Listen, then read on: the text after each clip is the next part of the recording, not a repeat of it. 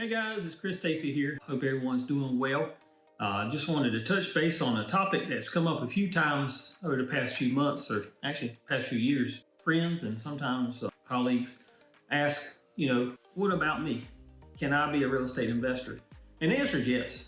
Certainly anyone that is interested in being an investor has options, but there's things you need to know because being an investor, it does involve risk. So anything you decide to do investment-wise, whether it's in real estate or any investment, I always recommend you proceed cautiously, do your thorough research, and continue to educate yourself in whatever field that might be. Since I'm in real estate, I'll be glad to give some topics about this.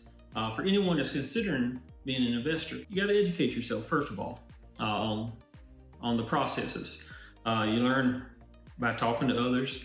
Reach out to me. I've been doing this, 20 years as far as realtor, and I've got investment properties that I've handled over the years and still hold on to. But you've got to decide what type of investing you want to do. Are you buying homes to flip them?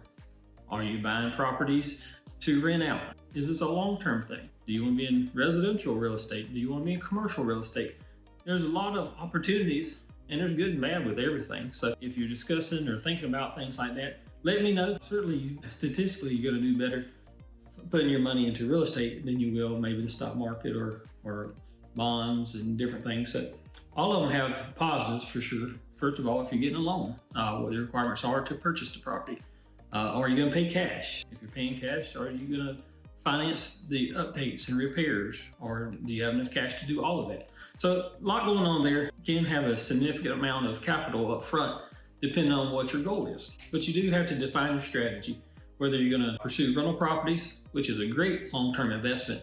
Gosh, there's some folks that's all they do is purchase rental properties, manage those, and they don't have traditional full-time jobs because they stay so busy with what they have going on in their investments. Market research. Not only do you need to know about the real estate in general, but you need to know the market that real estate is in, whether it's commercial or residential. It makes a big difference knowing what you're getting into. Also, you need to network with other professionals. What I always recommend is make a connection and hold tight to your core group. Like for example, I help several investors now, and I've got a good connection with them. I know what they're looking for, and they know how I do business. So if they ask me, say, Chris, look at this property for me, I might talk you out of buying it. I'm not going to do that on purpose, but I'm going to give you my input. Last week I had a guy call and ask me about an auction property. And I told him, I said, let me research it before you bid on it. I come to find out the property was nice on 6 acres of land, but it was entirely in a flood zone. I called him back and said, hey, I would recommend you pass on this deal because you're not going to get the return that you want to fix it up and flip it. He ended up passing on it, but that's not going to be the situation always. You got to know your market, you got to know your area.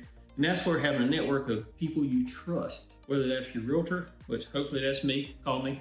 If you have a financial advisor to help you with your financial decisions on, what you're going to do and whether you're going to mortgage the entire property, if you're going to put 50% down, 20% down, depending on what you're planning on doing. And I like to have a team. So you've got your realtor, you got your banker, you've got your attorney who's going to handle things for you. Spend the money, have the title work done, make sure there's no problems before you get into it, anything too deep.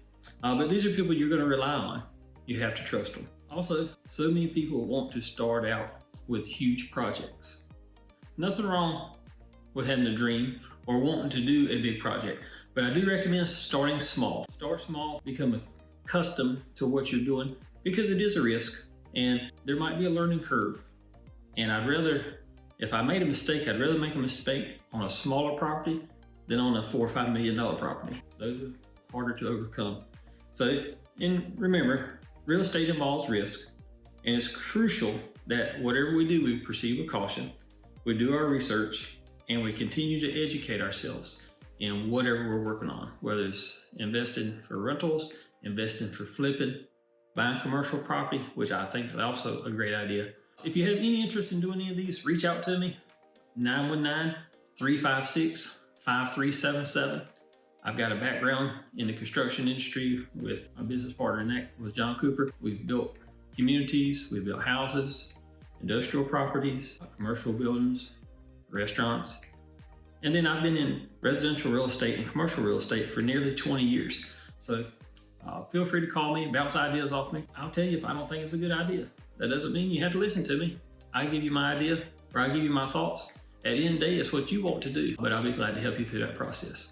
Call me anytime, 919-356-5377. You can call, text, shoot me an email, 919-356-5377. Appreciate you keeping me in mind. If I can help you, I'm here to do that. Thanks again and have a good day.